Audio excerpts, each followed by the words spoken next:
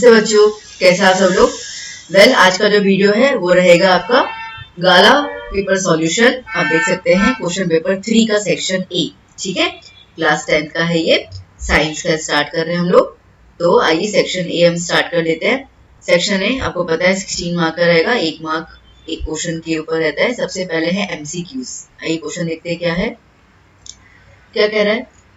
The atomic number of an element is 17। ठीक है, atomic number जो है वो आपको दिया हुआ है 17।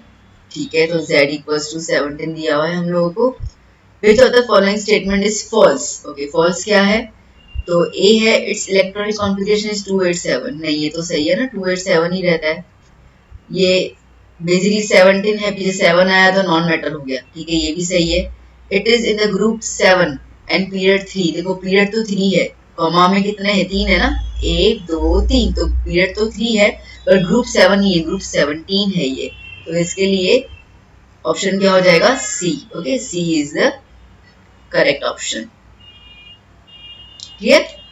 ओके, चलिए फिर चलते क्वेश्चन नंबर 2 की ओर। क्या कह रहा है question number 2, where does the fertilization of sperm and ovum occur. ठीक है, कहाँ पे होता है, तो स्पर्म और ओवम एक साथ जो है वो फर्टिलाइज होते हैं ओविडक्ट के अंदर। तो इसमें क्या होगा, बी। ठीक है, बहुत सारे बच्चे वजाइना लिख के आते हैं, वजाइना में नहीं होता है बेटा, ये गलती बिल्कुल मत करना। ठीक है, डी। ओके, थर्ड क्वेश्चन देखते हैं हम लोग। Which plant was obtained from using the sterile flowers of cabbage. ठीक है, फ्लावर्स है तो फ्लावर्स में क्या आता है हमारे पास, ब्रोकली। क्या आता है, ब्रोकली। ठीक है, बहुत सारे लोग क्वालिफाई लेके आएंगे, ना ना, ठीक है, स्टेराइल है। चलिए फिर हम बात करते हैं फोर्थ क्वेश्चन की। Where is the image formed in the eye of a person suffering from far sightedness. और फार साइटेडनेस का मतलब है हाइपरमेट्रोपिया, है ना। क्या होता है, हाइपरमेट्रोपिया। अब हाइपरमेट्रोपिया में या हाइपरमायोपिया, कुछ भी लिख सकते हैं हम इसको, तो उसके अंदर जो रहता है वो वजाइना रेटिना के बाहर की तरफ बनता है। ठीक है, रेटिना के बाहर की तरफ बनता है, तो ऑप्शन क्या हो जाएगा, बिहाइंड द रेटिना। ठीक है, तो behind the retina, B option. ठीक है बच्चों, चलो सो यहाँ पे एमसीक्यूज क्लियर। अब चलते हैं हम लोग फिल इन द ब्लैंक्स की ओर। ओके, क्या कह रहा है फिल इन द ब्लैंक्स में, adding dilute hydrochloric acid in iron powder dash gas is evolved. अब देखो बेटा, कभी भी आप एसिड लोगे, HCl ले लो, H2SO4 ले लो, और जब रिएक्शन करोगे ना तो उसमें आपको हाइड्रोजन गैस मिलेगा ही मिलेगा। तो सिंपल सी बात है, क्या लिखोगे आप यहाँ पे, H2 गैस। क्या लिखोगे, H2 gas. Okay, hydrogen gas. Now in hydrogenation of oil dash catalyst is used. कौन सा होता है, Ni, दैट इज निकल। निकल कैटलिस्ट यूज किया जाता है। Now dash control spinal action. कौन करता है, स्पाइन। और dash controls reflex action, answer क्या आएगा, स्पाइनल कॉर्ड।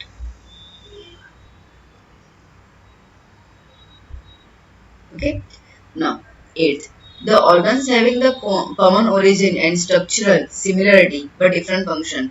स्ट्रक्चर वगैरह सब सेम है बट फंक्शन अलग है, तो उनको हम क्या कहेंगे, उनको हम लोग कहेंगे homologous organs.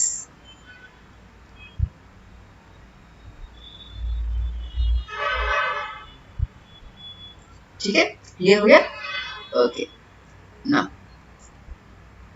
True and false आ गया।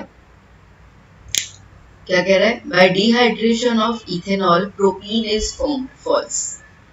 ठीक है, फॉल्स। क्या बनता है, प्रोपीन नहीं बनता है, इथीन बनता है। क्या बनता है, इथीन बनता है। Iodine is necessary for the synthesis of thyroxine hormone. हाँ जी, बिल्कुल सही है, true. Any type of mirror और lens always gives virtual image. जी नहीं, बहुत सारे ऐसे मिरर हैं, हमने देखा भी, लेंस भी है, ठीक है, जो बेसिकली रियल और इन्वर्टेड इमेज भी देते हैं। ठीक है, तो इसका आंसर क्या हो जाएगा, false. The number of consumers are always more than the number of producers. नहीं, ऐसा भी पॉसिबल नहीं है। ठीक है, तो आंसर फॉल्स। क्लियर। नाउ अब बात करते हैं हम लोग answer following question answers. 1 mark का एक रहेगा। State the Mendeleev periodic law. ठीक है, तो मेंडलीव पीरियोडिक लॉ क्या कह रहा है, that the properties of the periodic function of their atomic masses. इसका मतलब ये है कि जब आप टेबल के अंदर एलिमेंट्स को रखते जाओगे तो उनके जो फंक्शन है लाइक फिजिकल और केमिकल प्रॉपर्टीज हैं, ठीक है, वो उनके एटॉमिक मास पे डिपेंड करेगा। Okay, name two devices powered by the solar energy. अब इसके अंदर एक तो हम लोग लिख सकते हैं सोलर कुकर, ठीक है, solar cells, solar water heater, ठीक है, जो भी आपको दो समझ में आते हैं। इसके अलावा भी बहुत सारे होंगे, आप लिख सकते हैं अपने हिसाब से, कोई इशू नहीं है।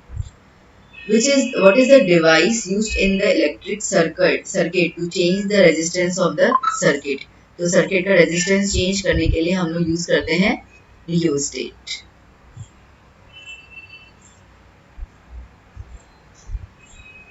ठीक है, शायद ई नहीं आता, rheostat. Now next, what is the main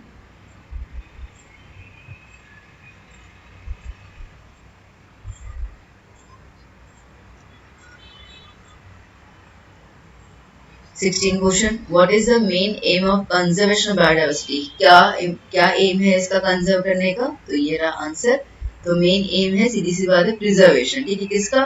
तो जो स्पीशीज है वो मौजूद रहे, इकोसिस्टम हो, लाइफ सपोर्टिंग सिस्टम मेंटेन रहे, इकोलॉजिकल प्रोसेसेस जो हैं वो कायम रहे। तो कुछ भी आपने 2-3 कॉमा लिख देना। आपको पता है स्पीशीज का रहना जरूरी है, इकोसिस्टम का बैलेंस होना जरूरी है, ठीक है, जितने रिसोर्सेज हैं वो हमारे पास अवेलेबल होना जरूरी है। तो यही मेन एम होता है बायोडाइवर्सिटी का। So that is all about the section A. I hope आपको सेक्शन ए अच्छे से समझ आ चुका। ठीक है, तो अभी हम चलेंगे नेक्स्ट लेक्चर में, जहाँ पे हम लोग सेक्शन बी का डिस्कस करेंगे, पेपर 3 का।